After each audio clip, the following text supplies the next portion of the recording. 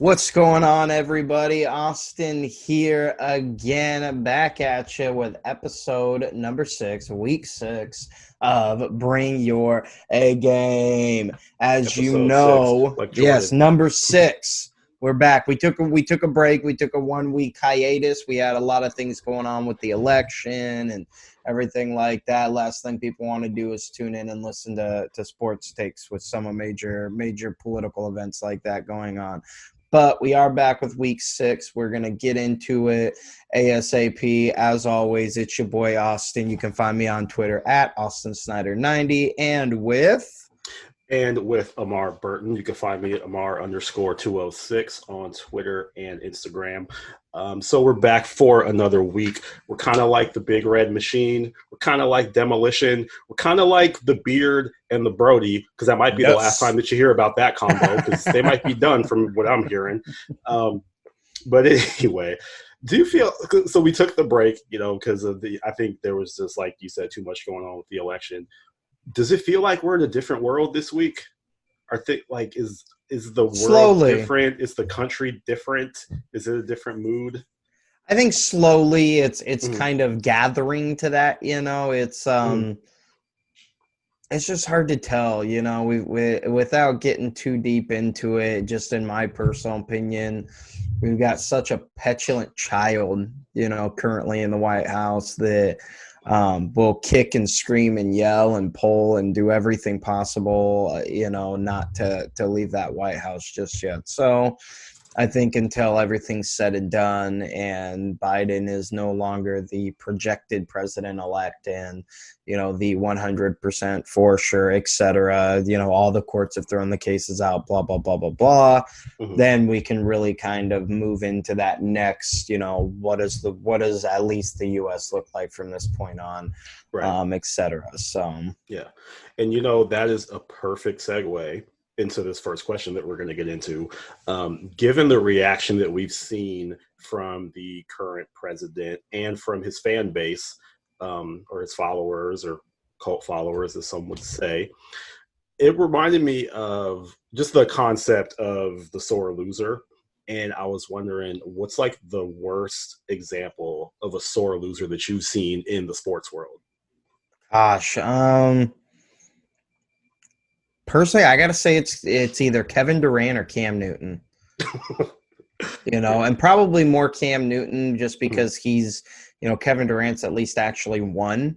But man, here's the thing: is I am not against in any way, shape, or form players being passionate, being upset about losing, not being okay with it. I caught a lot of heat for kind of slamming Cam Newton after losing that Super Bowl and what have you, from people saying that it's ridiculous to be upset with him, that he was acting out, he was showing his emotion, he was, that's who he is, wore his emotions on his sleeves or his heart on his sleeve. The guy's not okay with losing, it's passion, blah, blah, blah, blah, blah. But the problem that I have with it is that you're a professional, right? And especially in the line of work that I'm in, which is sales, I deal with rejection and loss every single day, numerous times a day. I mean, it just beats you over the head, right? And if I acted the way that Cam Newton acts on the sidelines in these press conference interviews, everything, I wouldn't even have a job.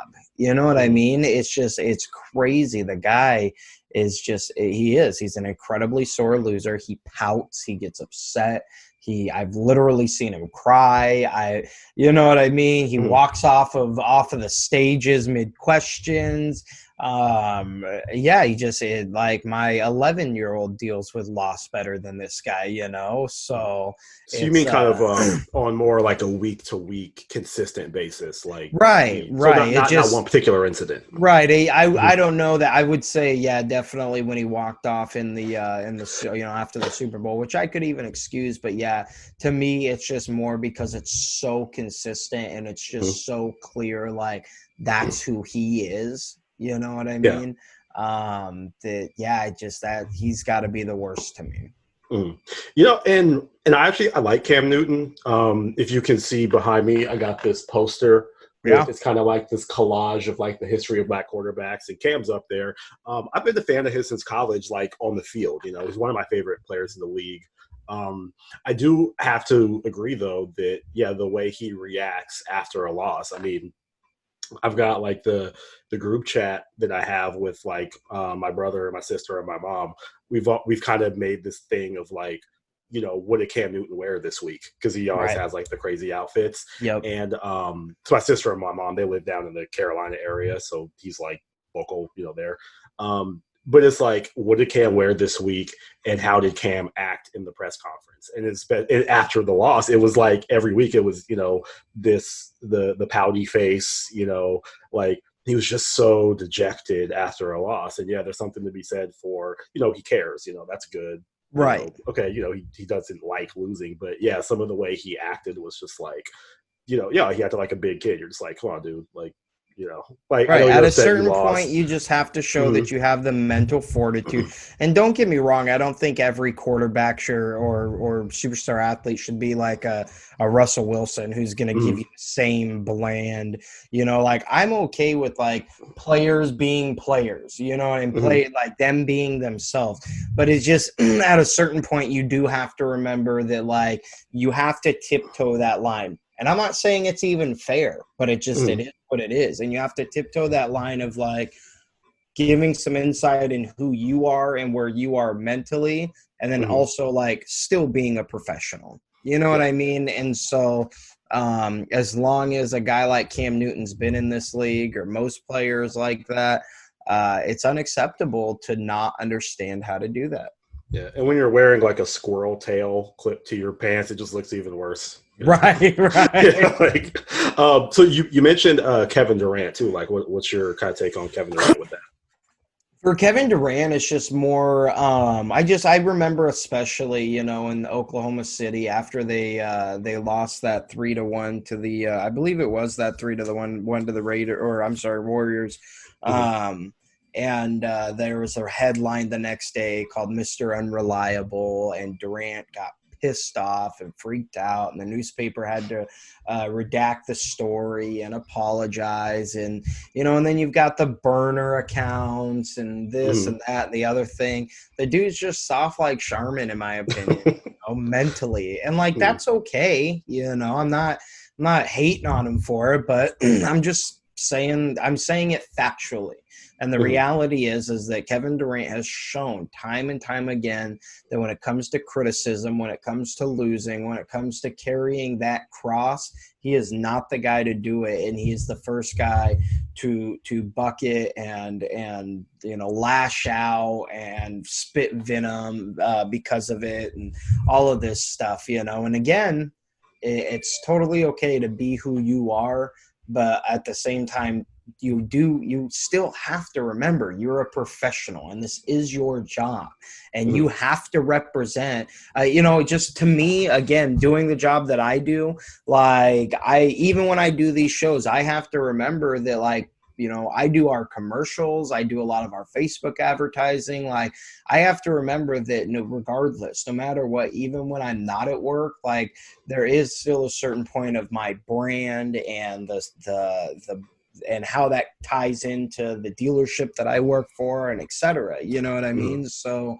it's just being that professional, that adult, and dealing with it, buddy. Like we say in the industry that I'm in, you got to be like a duck. When that water hits your back, it just beads up and rolls right off. You know what I'm saying? So you got to have a little thicker skin than that, Durant. Yeah, I didn't. When I was thinking about how I would answer this, I guess I didn't think about a consistent sore loser attitude, which, given the president that we're talking about, I probably should have. But I was just thinking of like reacting to one incident, like a one-time right thing. And the one that came to my mind was, I don't know if you remember, James Butler. He was a boxer. Oh God. And some of you might remember this, some might not. It was 2001. And I think it was a ESPN fight. It was on national TV. And he fought Richard Grant. Yep. And I think it went to, I think it was a title fight, maybe not, but like it went to a decision, and Butler lost the fight. And after the decision's announced, like the box, they're standing around, the ring, and they've got their gloves off, but they still have their hand wraps on. Right. They're cutting everything off. Yeah, And, right. Yeah, cutting his gloves off and stuff. And anyone that has fought knows that when your hands are wrapped, your fist is dangerous. Not without a doubt. If you're a professional boxer, I mean, it's a deadly weapon, basically. After the decision's announced, Butler just walks across the ring and punches Grant in the face. Like, didn't see it coming. Total, like, sucker punch. Teddy Atlas has the famous, because he was on commentary that day. Yep. The famous call where, I mean, he was just going off on Butler and just. And again, for people who don't understand that, like, Amar is right. When your hand is wrapped, especially, I mean, all it is it's just like that basic sports wrapping that, if you have a sprained ankle or whatever that, like, the nurse would put on you. And it's a lot of that, right? And like, you may think, well, how is that dangerous? That could even cushion. Well, when you're boxing 10, 12 rounds, 3-minute rounds, 5-minute rounds or whatever, and you're sweating and all of that, what happens is all of that condensation, all of that sweat, all that water gets into your gloves, gets onto your hands and everything. And then especially when they get cut off, almost immediately, once that air starts to hit it hardens. I mean, it's like freaking plaster almost. I mean, it hardens really, really quick and really, really easy. And so walking over and decking a dude with that's like Amar said, I mean, that's like deadly. That's a deadly weapon at that point. Yeah. I mean, it was that, just as far as a bad reaction to like a single loss, that was the one that kind of stuck in my mind. Butler, he actually went to prison over that. I think he was like charged with assault. And ultimately, his story ended as, some people may know, he actually he murdered Max Kellerman's brother. Oh my God. I did not know that. Yeah. Max Kellerman, the this is for ESPN or Fox Sports now, kind of well-known, boxing commentator among other sports. Right. I believe his brother was also in the media. And so he had befriended James Butler, from covering him, I guess. And Butler was kind of down on his luck at some point, and he was living with Kellerman's brother. And I don't remember everything that happened or like circumstances behind it, but yeah, he killed Sam Kellerman with a hammer. That's so crazy. How I can't believe I didn't even. Wow. Yeah. I'm a big boxing fan too. I just in sports in general. I can't believe that I didn't know about that, but that's nuts. It was in 2004. So not long after the infamous, incident with the fight.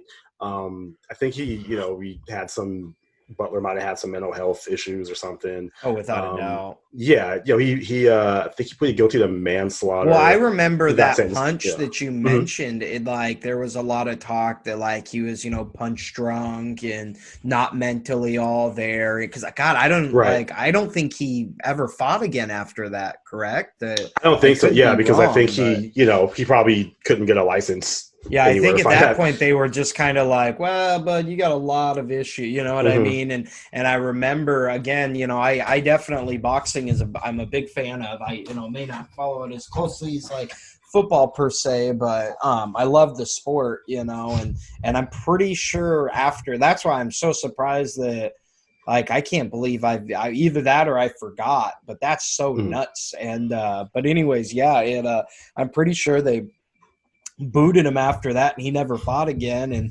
he was trying to get into mental rehabilitation and that kind of stuff and whatever to kind of figure out his issues to get back in the ring, but it just obviously was so much deeper than that. So it just shows the issues he had. I mean, I think he's in prison now. I think he got a pretty hefty sentence for that. But yeah, just the single reaction to that loss was like the worst example of a sore loser I've seen. Like, that was nuts. So but you So to transition to our next segment, you mentioned Russell Wilson when we were talking about Cam Newton. Russell Wilson began this season hot, like hotter than anybody in the league. Oh yeah. The league MVP was, we all said it was his to lose. And he he's was not, on pace for like 60 touchdowns. right. Yeah. Not just MVP, but like, he's going to get like a unanimous MVP. He had the narrative going for him that he hadn't gotten an MVP vote before. And so it was almost like, okay, it's overdue now. Right. He doesn't even have to have an incredible season. If he just has a typical Russell Wilson season, he's going to get MVP because the national media all seem to realize at once, like, oh, hey, we've been overlooking this guy all this time, right? Right. Similar to like, Kobe Bryant in 2008. It was, you looked up and you're like, wait, how's Kobe not have an MVP yet? Okay, this is his year. We're going to give it to him. So, yep. However, the Seahawks, they've lost a couple of games now. I think they're 6-2.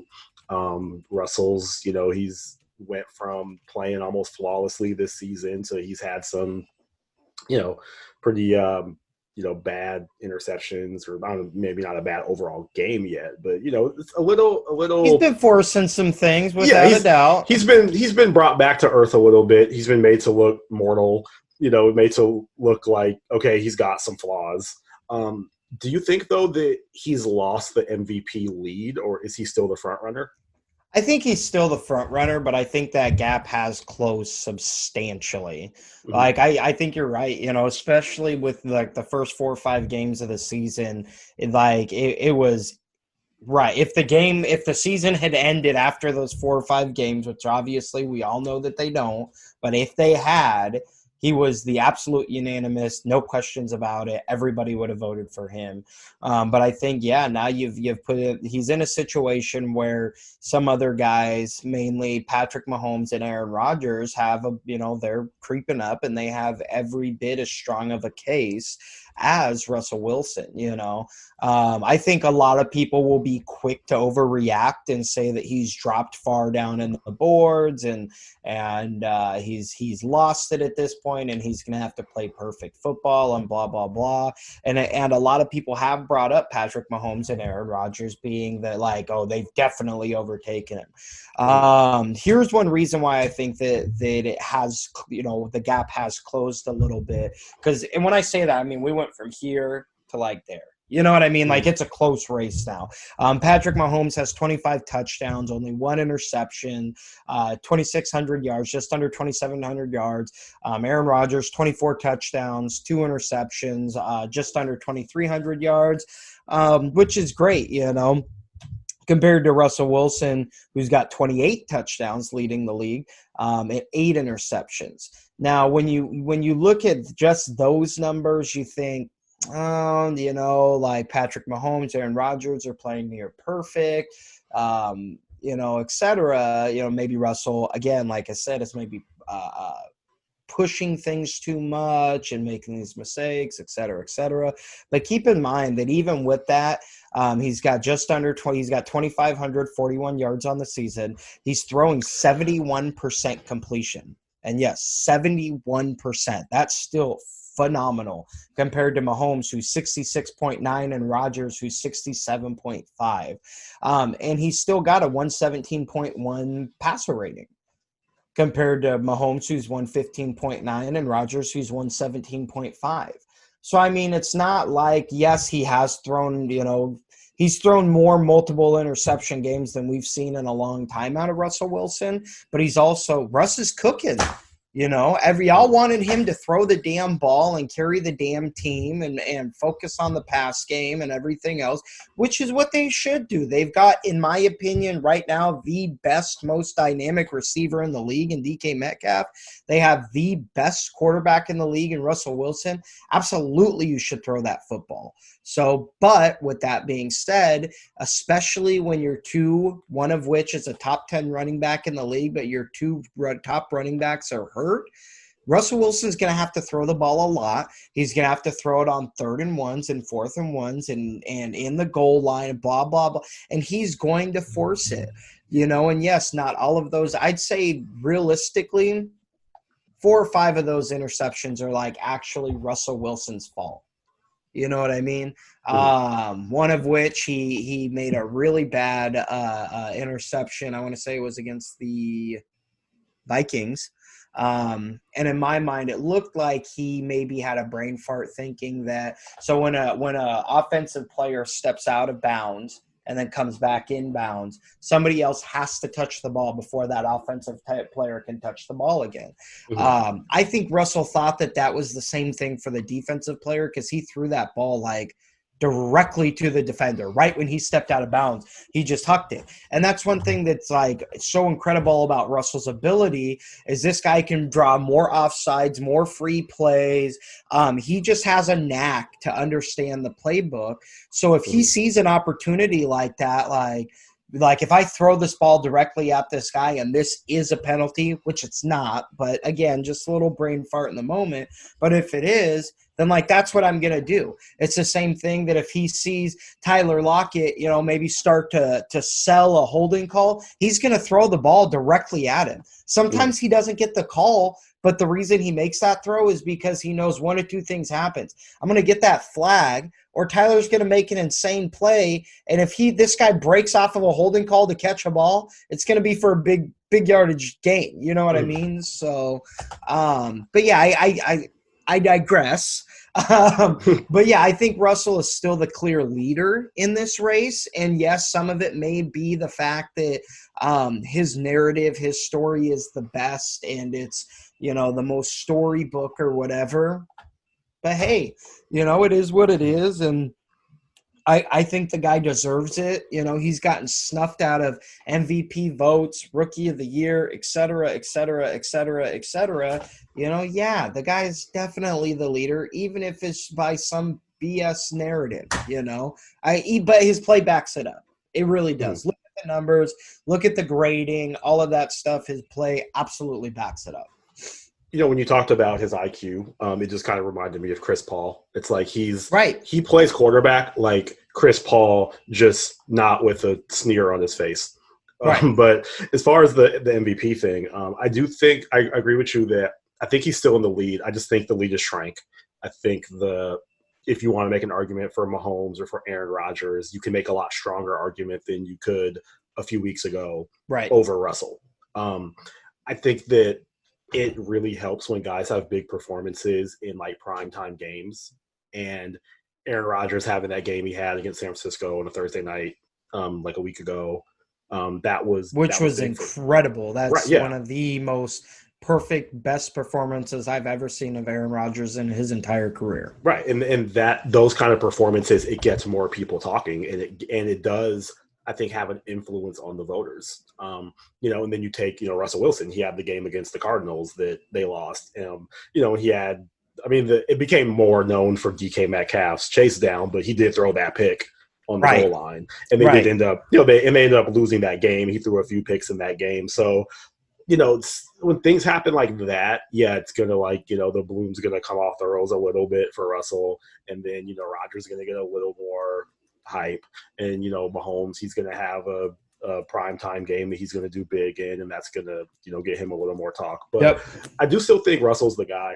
I actually think that it kind of helps Russell in a sense these last few weeks that we've seen how bad the Seahawks defense is, because if you're looking at Russell's MVP case, you're just like, man, like he's not getting any help from his defense. Right, like this dude has literally had to play 100% perfect just for this team to be 6-2. So you can forgive him a couple of losses and a couple of times where he wasn't perfect, because he's got to put up 35 points a game for them to win. So in a sense, I think that helps his MVP case, because a lot of it is how much help do you have?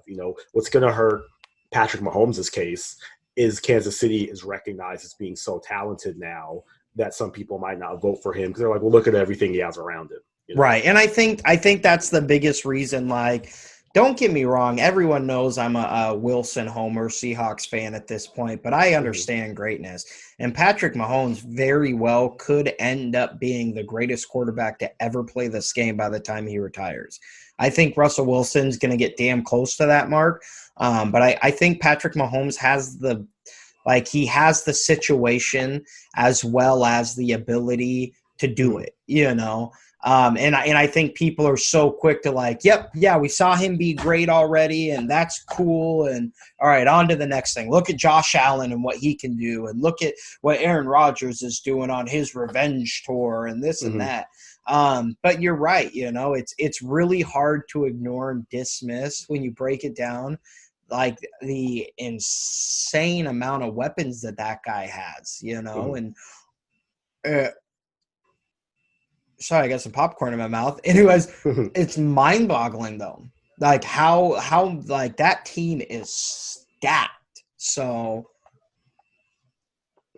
and with another thing, narrative-wise, I think Rodgers has going for him the idea that he doesn't have a lot of skill position help. I mean, even though he has Devontae Adams and Aaron Jones, there's this talk that he doesn't have a second good receiver. It's just him and Devontae Adams, and that's it. And so for him to do what he does, that is a strong point of his argument. A lot was made about how they didn't go out and get another receiver or running back or receiver for him in the draft. They didn't get one at the trade deadline. So now it's like, okay, well, Aaron Rodgers has to carry this, limited offense for the rest of the season. So he gets kind of the same argument Russell gets. But I do, like I said, I think that Russell's still the guy. He's still number one. It's just now it's kind of a competition. It's just not a total blowout. Patrick Mahomes, I mean, like you said, has the talent to be maybe the best quarterback of all time. And he's really young. What is he? He's like 20, is he 23 still? Gosh, I think he's 24. 25. 25. Okay. His birthday's the day before mine. That's crazy. I didn't even know that. Yeah, I'm September 18th. He's September 17th. Well, another young QB who's getting a lot of headlines right now, Tua Tagovailoa from the Miami Dolphins, the number 5 pick of the draft. Came out of Alabama. He had that big hip injury his last year in college. There was a lot of questions of what kind of player would he be when he came back. Took over the starting job mid-season, and I mean he's doing well. I mean they're 2-0 with him. Got two wins that I don't think they were necessarily expected to get over the Rams and the Cardinals. That first game over the Rams, I mean his stats weren't great. I don't even think he threw for 100 yards. Yeah, 93 yards if I remember correctly. Yeah, but this one against the Cardinals, I mean he balled out. It's like 20 of 28, 248 yards, 2 touchdowns.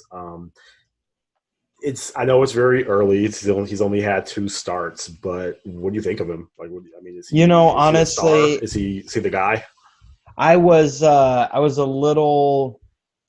I wasn't sure, right? like after the first game, like you said, he was 54%, 93 yards, 1 touchdown.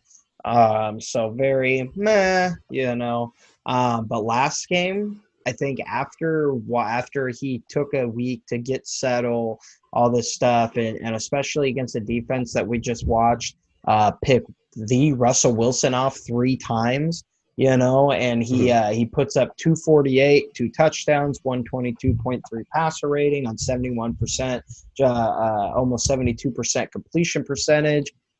He ran the football, he made some moves with his feet, which a lot of people are real suspect about, just because of that injury and everything. I love it. I think the kid has a bright future.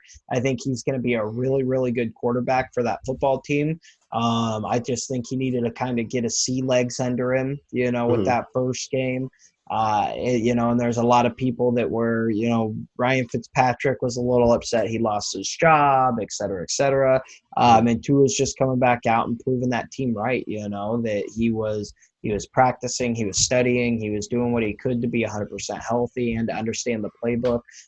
So yeah, I love it. I wish the kid nothing but success moving forward.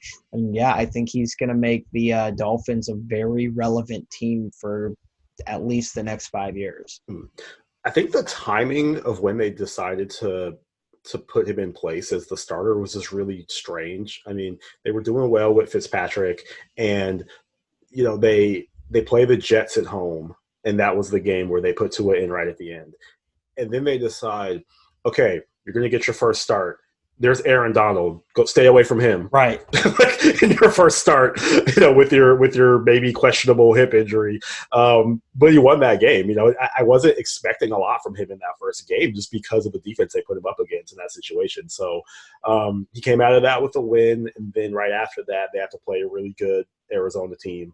And yeah, he's done well. It's been like surprisingly well to me. I do think that he can be the guy, the franchise quarterback. I mean, the Dolphins, they've been looking for that since Dan Marino. Right.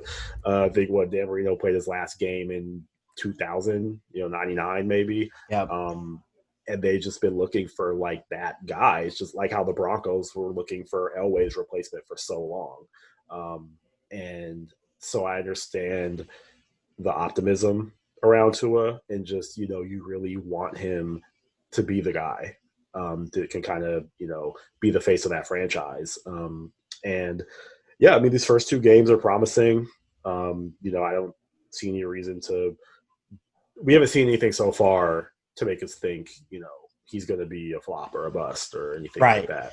And I think he's done just the right, he's done what I would hope a rookie quarterback in that situation would do. If he is a guy that I feel like is going to grow into it. Just like Russell Wilson. For years, everybody was like, man, he's just a game manager. Good. That's exactly what we wanted. That's what we needed. We needed a guy that's going to come in, not throw or not force turnovers. It's not going to lose us games. That, maybe will make a play or two, which he absolutely did in his game manager days. Keep in mind, this was a guy who tied Peyton Manning's single-season rookie touchdown record, but I digress. But, yeah, and, that's the thing. That's all we needed, as Seahawks. So, with the Dolphins, that's all they need. Their defense isn't the worst I've ever seen. It's a pretty decent defense. They're just like everybody else in the league. They're giving up a lot of points, right? But they've got, pretty decent pieces around Tua. He seemed to hold his own well enough. So as long as he can just focus on not turning the ball over, controlling the clock with the run game, hitting his receivers, not trying to do too much, but, also taking those opportunities when they're presented to him. Good. Do that for a year or two, and then you start to get more comfortable with the system, the coaching staff. You have some continuity. Maybe you add a playmaker or two. Your defense starts to step up. Whoa, all of a sudden, we've got a Super Bowl contender down in Miami. I mean, that could be the path to move forward for this team. So, I love the kid. I think he's doing great, and I hope he keeps it up. It's more important for him at this stage just to get the trust of the locker room, get control of the huddle, just show he can be a leader, show that he's comfortable. That's more important at this phase of the game than, the stats he's putting up, or even if they're winning games, because, they didn't go into the season with a lot of expectations. So, right now it's just, show that you have the intangibles, and then we'll put the line in front of you. We'll put the playmakers around you. Right. It's You'll Miami. learn the playbook. You'll get comfortable with the pressures and the speed, and you'll figure out how to, you'll find your groove on the field. Exactly. 100%. Yeah, and it's Miami. They shouldn't have a hard time attracting free agents. This isn't, Cincinnati or, a franchise like that where, it might be tough to convince guys to come play, or Buffalo, where you're up in crappy weather. You have to draft well, and that's your only option because no free agent wants to go there. And but you can build this in Miami, and you got the right quarterback now. He's showing everything you want to see. Like you said, all he has to do right now is manage the game, and he doesn't have to be Pat Mahomes right now. So I mean, he's doing really well. I think he jumped into the Rookie of the Year race a little too late. So it's Burrow and Herbert are just kind of. They're running away with it, and those two players are both playing incredible. So it'll be interesting to see who kind of pulls that one out at the end there. Yeah. So to stay with this apparently NFL quarterback themed episode of Bring Your A Game. Football's my sport, baby. So I'm okay. Just all football. I mean, it's all quarterback. We're right in the middle of the NFL season. NBA's over, baseball's over. I don't remember if hockey even happened. So yeah, we're good. We could just talk. We could talk football all day. I'm with it. So where I'm gonna go, with my weekly, this is what I'm gonna tell my kids about. I want to tell my kids about Tom Brady, and not just Tom Brady in general, the great, the GOAT quarterback, GOAT overall player, depending on who you ask, about this year in particular, and how Tom Brady left his comfort zone. He left a very advantageous situation in New England, to a lot of criticism, to a lot of doubt. Could he win outside of this bubble that he created in New England? He took a chance. He went to Tampa Bay, and he's winning. He's doing well. Now, what happened this past week against New Orleans is going to get a lot of people doubting that. And I mean, he's going to get clowned on social media and as he should. Yeah, you miss Belichick, and this isn't the AFC East anymore, and all that. But I'm looking at it like, he's going to bounce back, whether it's next week or the week after that. He's having a great season. Oh yeah. This team is winning. Tampa Bay still, despite what happened against New Orleans, they still have to be considered a Super Bowl contender. But this he's 43 years old. He was with the Patriots for 20 years. And he wanted to do something different. And he wanted to take a shot at something and eliminate – I think he wanted to eliminate a what if. I think if he had stayed in New England, he would have wondered, like, well, what if I had gone somewhere else? What if I played in another coach, another system, another city? Would I be successful? And now cue the Austin was right. Now, we did an episode, not to cut in on your segment, but we did an episode of the Starting Five. I believe it was our first or second episode, where one of the questions that I brought up or posed was, what's the narrative going to be? Belichick is the GOAT as the coach because he was able to do it without Tom Brady, or Tom Brady is, no question, the absolute GOAT, far and above anybody else because he was able to get it done without Belichick. And I was told that I was crazy. They both have already cemented their legacies, blah, blah, blah, blah, blah. Well, look what Belichick's doing over in New England. Granted, the situation kind of stinks compared to what Brady's doing over in Tampa. And yes, he's coming off of a terrible game, but the guy's 20 touchdowns to 7 interceptions. He's still got a 96 quarterback rating. He still is having a really, really good season, just under 2,400 yards. And his team is very much in the thick of it for, one of those top bye week seeds in the NFC. So, yeah. And what he's done this year, and this is kind of why it's one of those lessons that I want to pass down to my kids, is I think people too often make the mistake of equating sports to a relationship or like a marriage. And they always make that comparison. Well, are you going to leave your wife when the going gets tough? No. But what we should be comparing sports to is a job. Right. Because that's what it is. Should you leave your job if you don't like it there anymore? Absolutely. Yeah. Should you leave your job if another opportunity comes around and you just want to take that opportunity and see what you can do? Yeah, should you leave your job if you feel like you've accomplished everything that you set out to accomplish, could have ever hoped to accomplish, and more, and you feel like you maybe need a new challenge? Yeah, professionally, you should take chances and you should go and do other things and you should test yourself and challenge yourself if you feel like, you've done everything you can do with this one company or in this one line of work. That should be something that we applaud, but when it comes to sports, it's like the only industry where we want you to stay with the same company forever. Right. And it's crazy to me because, like, I get the loyalty thing and all that, whatever, but guys, we're taught 2 decades of this guy's life was spent with one single team. And what else could they have asked of him? Exactly. They won 6 Super Bowls. You know what I mean? They won freaking the AFC the AFC East divisional title. They won that. Literally almost every single year that he was the starting quarterback there. I mean, what else do you want from the guy? And he was a 6th-round draft pick. It wasn't like he was a number 1 overall pick. Right. They got the value out of Tom Brady and then some that you could have even dreamed of asking for. Took pay cut after pay cut for years and years and years so the team could, surround not just him with talent, but surround that defense with talent so they could be flexible, et cetera, et cetera, et cetera. So, yeah, if the guy wanted, even if it was just as simple as, everybody turns it into this like Brady was done with Belichick was done with Brady. I don't buy it.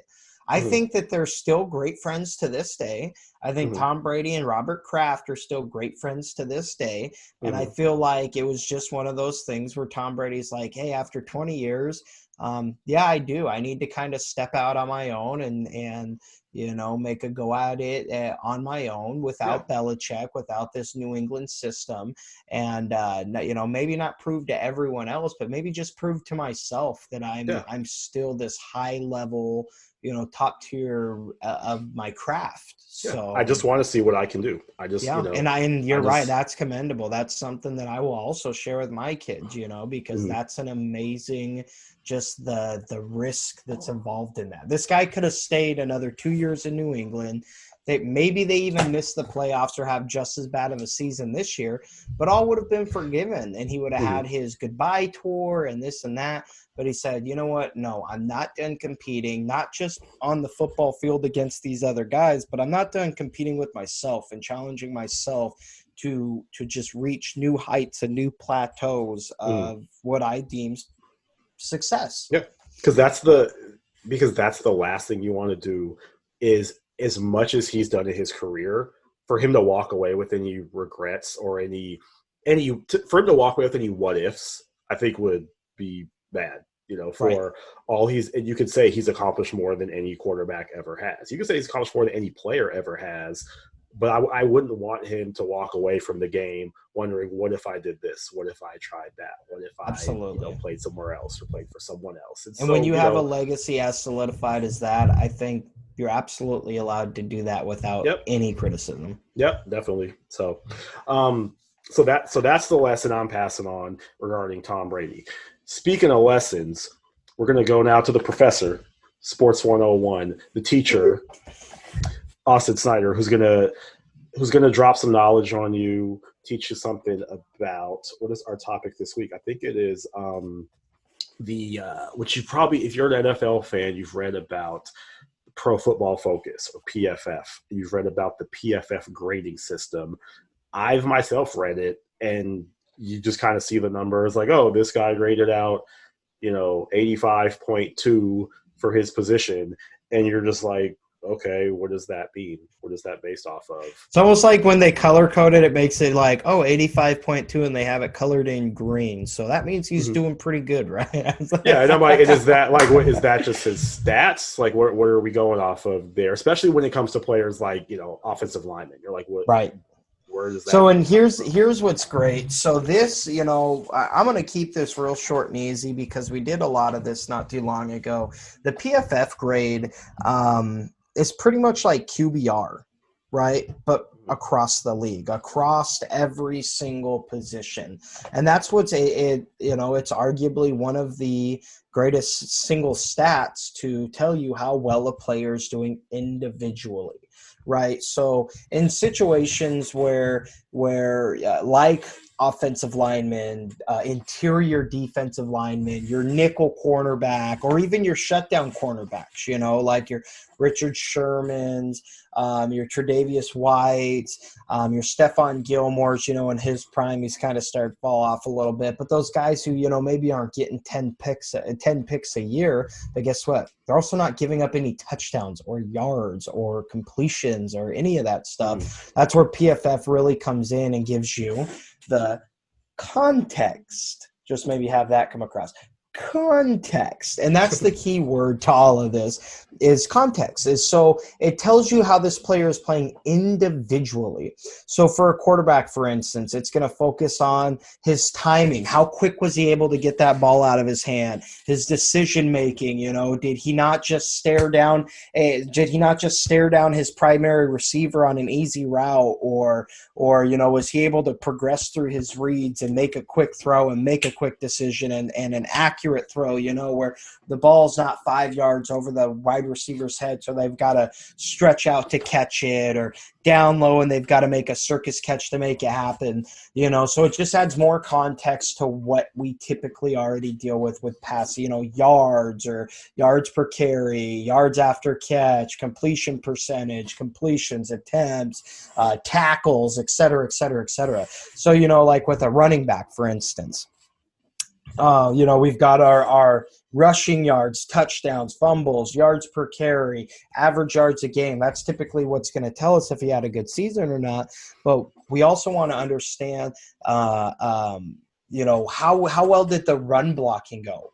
Guys like Emmitt Smith get crap all the time in their career for not being as good as they really were because they had amazing blocking in front of them. What was the down and distance, when they made their first down? Was it a 3rd and 1? Was the run blocking a little shoddy and they broke a tackle to get there? Or was it a 1st and 10 and he got a first down, but the run blocking was incredible? So maybe that 3rd and 1, or even let's say that 2nd and 1, he's going to grade a little bit higher than that 1st and 10. Yeah, he picked up 10 yards, but he also got great blocking in the interior at the second level and was able to catch the corner, right? Another one, especially for offensive linemen, right? So for theirs, it's creating movement, winning in their gap, right? So that, and if you don't know what gaps are, you've got your A, B, and C gaps. Or, I was a running back when I was in high school and grid kids and what have you. So you went 2, 4, 6, 8, and you had 1, 3, 5, 7. 1, 3, 5, 7. Yeah. 7, 9. Yeah, that's right. So those are your gaps. But when an offensive lineman is able to get into that gap and win and push their guy out of it, or if he was able to move his guy back and properly not only allow the gap to open, but get to the second level quickly, right? And though he may not have been the lineman that the running back was running through, because he was able to create movement, get to the second level, create a little bit of movement there, well, all of a sudden now not only he's grading higher because now not only has he done his job, but he's created cutback lanes for the running back and things like that. Pass rushers are another thing. So they get in kind of a credit-based system. So the best pass rushers are expected to win at a high rate, right? Meaning that they should be creating a lot of pressures, getting to the quarterback, creating incompletions, etc. So each play is assigned a different difficulty level or expectation based on factors such as the down and distance, the drop back depth of the quarterback. So, a sack, right, when he's right under center isn't going to be as valuable as maybe a hurry when he was 7 yards deep out of the shotgun, right? Because it took you a lot more to get there, and you were able to get there faster. You were able to get there, it was a 3rd and 10 compared to a 2nd and 1, and the quarterback was, doing a 2-step drop from behind the center, etc. So again, or on the flip side, if a rusher fails to make an impact, if they get totally blown out of the play, moved off the line, etc., well, then their grade goes down.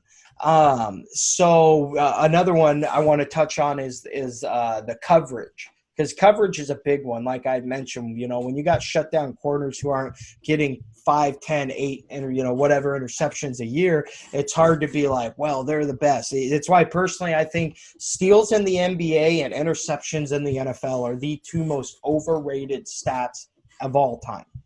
They are. They don't give true context to a great shutdown player. It doesn't give true context to a guy that can hold a superstar to 5 points a quarter, right? Or a wide receiver who doesn't just give up anything. So with PFF, it gives you the context. So target driven at the coverage level, you're either credited or deducted from all players involving either at the catch point or after the catch, right? So how well was the coverage? If he gave up the catch, how quick was he there to bring that guy down? If he's a player away from the catch point, they'll receive some grading adjustments based on the down distance and other situations, and how well they played, how well they covered, how well they kept their option out of the play. So again, the big key word here is context, and what that does and what the PFF grade does is it allows that context to come into play, and from a 1 to 100 or 0 to 100, almost like a Madden rating, it's going to break that down to help you understand who is truly having incredible seasons. It's one thing, rookie guard Damian Lewis for the Seattle Seahawks. He's one of the top 10 PFF graded linemen in the NFL, players actually in the NFL. He's grading like a 92.8. He's having an incredible season.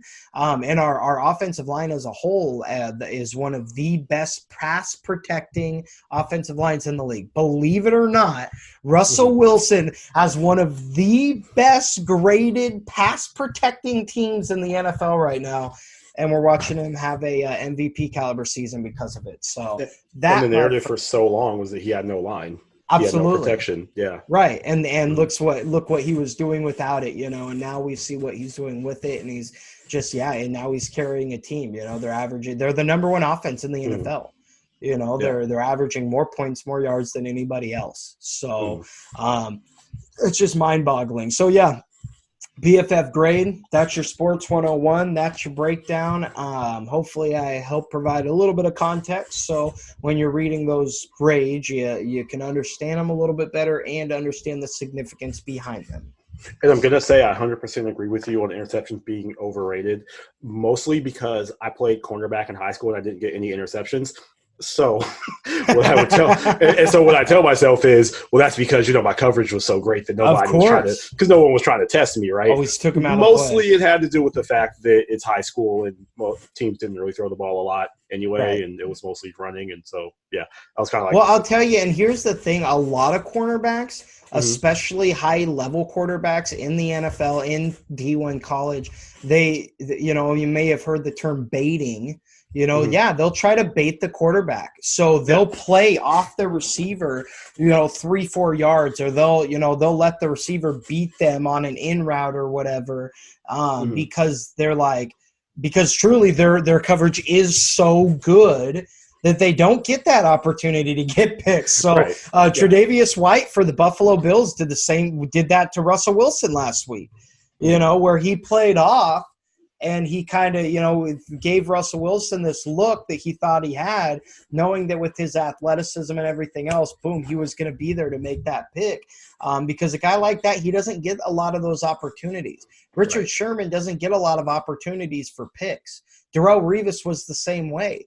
Why? Because quarterbacks just do not throw to these guys, no matter what. You'll get one or two throws, so you get maybe one or two opportunities, and most of the time they're either too high or too low, or because the quarterback sure as hell ain't giving you the opportunity to be in any position to catch that football. So right. And I wasn't good enough or fast enough to bait quarterbacks.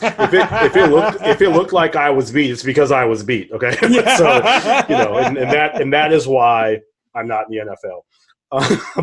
So before we get out of here, I just want to throw in a cold take, just because I didn't want this to become irrelevant based on what might happen this week. I saw this in a NFL Facebook group. This person says, Pittsburgh may be undefeated, but no, I'm not putting them in the top of the power rankings. They've been beat multiple times this year and bailed out by the refs. Okay, I'm a Cleveland Browns fan. I'm not necessarily loving the fact that Pittsburgh is 8-0 and that they're looking like a legit title contender. But I got to give credit where credit's due. They're 8-0. And they're not 8-0 because of the refs. They're not, 8-0. Like, they've been beat multiple times this year, and they've just been bailed out. They're a really good team. Like they just had 8 Hail Marys in a row or something. Yeah. Like I think they got a little bit underrated going into the season. Just in that division, Baltimore was so good last year, and Cleveland's always kind of got this, this might be Cleveland's year. People didn't talk about the Steelers a lot, but they're really solid. What people forget is last year they didn't have Ben Roethlisberger for most of the year. So, they were dealing with Mason Rudolph and that disaster. People forget that the Steelers came into this season with one of the best defenses, which is now considered, amongst most groups, the best defense in the NFL right now. Incredible playmakers and Juju Smith-Schuster, just a great, talented wide receiving core in general, and a James Conner running the ball. He's a 1,000-yard rusher. So, but when you remove a Hall of Fame franchise quarterback that still very much is putting up big-time numbers, obviously you're not going to go 8-0. Obviously you will go 8-0. You know what I mean? When you lose that guy, yes, you're going to regress huge. And when you have him back and that chemistry, yes, you're gonna see this kind of stuff, this 8-0 start. Yeah, and I don't know, the person that said this, I don't know what team they're a fan of. I got to wonder if they're a fan of, some team that, supposed to be that number one spot or whatever. But anyway, Steelers are 8-0. They're good. Give them credit. It's not the refs. So and at this point in the season, it's not a fluke thing. You know what I mean? Yeah. I hate that. A handful of seasons ago when the Chiefs started, was it 10-0, 11-0, and then they lost, and they ended up losing in the playoffs. They didn't make it to the Super Bowl that year. But God, a lot of people are just like, oh, it's a fluke. It wasn't this. Eventually it's going to happen. I knew they were never going to win the Super Bowl, blah, blah. Like, stop. Yeah. When you're that deep into the season and you're still undefeated, that's incredibly impressive. That means you're playing at a high caliber. So, it's not a fluke. You're right. Yeah. No. It's not that's who they are. Like we are seeing who they are at this point. Yes. A 4-0 start, a 5-0 start, that can be a fluke, right?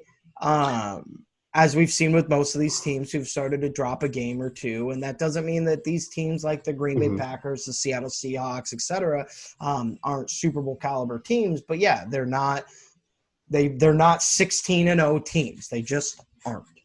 Yep. Right? The results are the results. And sometimes you just have to accept the results. Take that for what you will.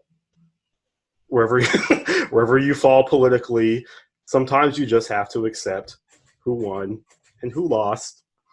So anyway, so with that, that's going to be our episode. That's it. The episode's over. The results are the results. There's not going to be any recounts here. We're not going to get any do-overs here. All done.